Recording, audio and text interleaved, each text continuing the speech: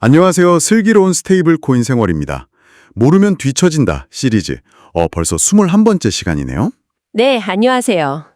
시간이 정말 빠른 것 같습니다. 오늘은 스테이블 코인을 진짜 써보려면 꼭 알아야 하는 것, 바로 지갑에 대해 좀 깊이 파고들어 볼까 하는데요. 아, 지갑. 중요하죠. 이게 그냥 앱 하나 다운받는 그런 문제가 아니잖아요, 사실. 맞아요.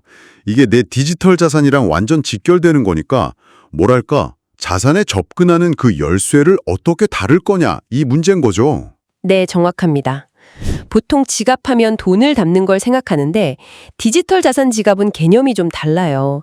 자산을 직접 담는다기보다는 그 자산에 접근할 수 있는 프라이빗 키, 그러니까 비밀 열쇠를 보관하고 사용하는 도구인 거죠. 아, 비밀 열쇠요.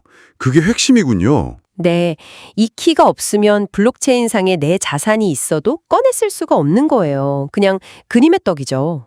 예를 들어서 제가 쓰는 메타마스크 지갑에 뭐 USDC가 들어있다. 이러면 그 메타마스크가 이 USDC 내 거다 하고 증명해주는 열쇠 뭉치 같은 거네요. 그렇죠. 바로 그겁니다.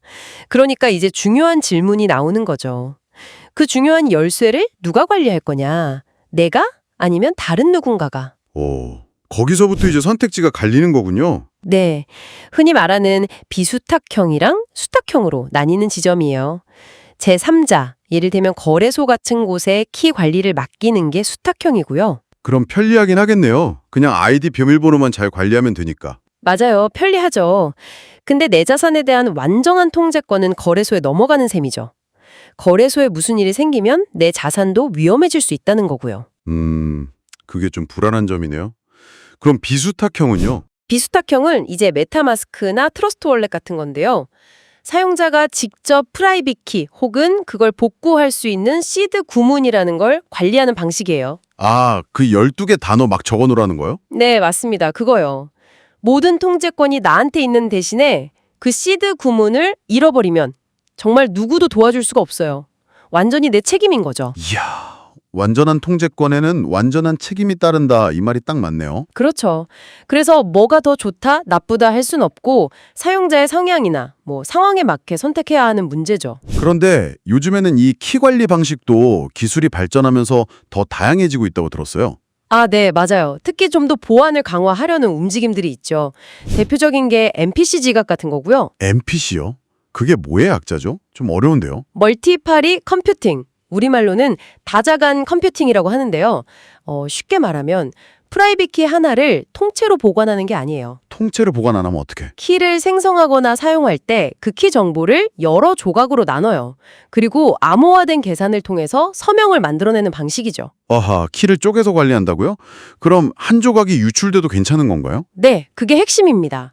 한 조각만으로는 전체 키를 알 수가 없으니까 해킹이나 내부자 소행 같은 위험을 훨씬 줄일 수 있는 거죠. 젠고나 파이어블럭스 같은 서비스들이 이걸 쓰고 있고요. 오, 신기하네요.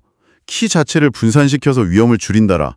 확실히 보안은 강해지겠어요. 네, 주로 기관 투자자들이나 좀 큰 규모의 자산을 다루는 곳에서 많이 주목하고 있죠. 보안이 워낙 중요하니까요. 그럼 또 다른 방식은 없나요? 멀티시그라는 것도 들어본 것 같은데요. 아, 멀티 시그니처 다중서명 지갑이죠. 이것도 보안을 위한 건데 작동 방식은 좀 달라요. 어떻게 다른데요? 이건 말 그대로 거래 한 건을 처리하려면 여러 개의 서명, 그러니까 여러 개의 프라이빗 키 승인이 필요한 거예요. 예를 들면 3명 중에 2명이 승인해야만 자금이 이동된다. 이런 식으로 설정하는 거죠. 아, 공동관리 같은 거 할 때 좋겠네요. 회사 자금이나 동아리 회비 같은 거. 정확해요. 팀이나 DAO, 그러니까 탈중앙화 자율 조직에서 자금을 투명하고 안전하게 관리할 때 아주 유용하죠. 마치 금고 열쇠를 여러 명이 나눠 가진 것처럼요. 그렇군요. 근데 이건 개인이 혼자 쓰기에는 좀 번거로울 수도 있겠어요. 설정 같은 게. 네, 아무래도 그렇죠. 개인이 쓰기에는 MPC가 좀 더 편리할 수 있고요. 멀티시그는 공동의 합의가 필요할 때 더 적합한 방식이라고 볼 수 있습니다. 결국 이것도 상황에 따라, 필요에 따라 선택하는 거네요. 보안 수준을 높이는 대신 약간의 불편함은 감수해야 할 수도 있고. 맞습니다. 보안과 편의성 사이의 균형점을 어디에 둘 거냐, 그게 계속 반복되는 질문 같아요. 그럼 이제 막 스테이블 코인을 써보려는 사람들은 어떤 지갑으로 시작하는 게 좋을까요? 좀 추천해 주실 만한 게 있을까요? 여전히 많은 사람들이 시작점으로는 메타마스크를 추천하는 편이에요. 일단 설치가 쉽고 지원하는 블록체인이나 D앱 서비스가 워낙 많아서 호환성이 좋거든요. 아, 메타마스크. 제일 유명하긴 하죠. 네. 그리고 결정적으로 이게 비수탁형이니까 사용자가 직접 키를 관리하는 경험을 해볼 수 있다는 장점이 있어요. 물론 아까 말씀드린 것처럼 시드 구문 관리는 정말 철저히 해야 하고요. 그렇죠. 그 시드 구문. 아무리 강조해도 지나치지 않은 것 같아요. 맞아요.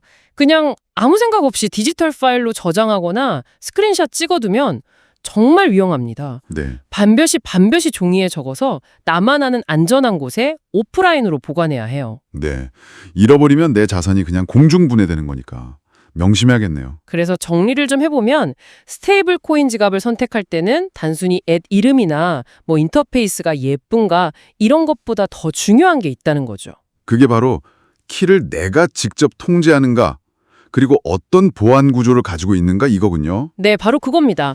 이 구조를 이해하는 게 내 디지털 자산을 안전하게 관리하는 첫걸음이고, 뭐랄까, 디지털 자산 세계에선 기본 소양 같은 거라고 할 수 있겠네요. 오늘 지갑 구조에 대해서 쭉 들어보니까 기술은 계속 발전하는데 결국 사용자한테 남는 고민은 비슷한 것 같아요. 어떤 고민이요? 편리함을 얻는 대신 통제권을 좀 넘겨줄 것인가? 아니면 조금 번거롭더라도 완전한 내 통제하에 둘 것인가? 이 사이에서의 선택이요. 아, 그렇죠. 거래소의 편리함이냐, 개인 지갑의 통제권이냐, 늘 따라다니는 질문이죠. 네. 어쩌면 정답은 없을 수도 있겠고요. 각자의 상황과 가치관에 따라 다른 선택을 하게 될 텐데 오늘 이야기가 그 선택을 하는데 조금이나마 도움이 되었으면 좋겠습니다. 자, 오늘 슬기로운 스테이블 코인 생활은 여기까지 하겠습니다. 네, 감사합니다. 다음 시간에 또 유익한 내용으로 찾아뵙겠습니다.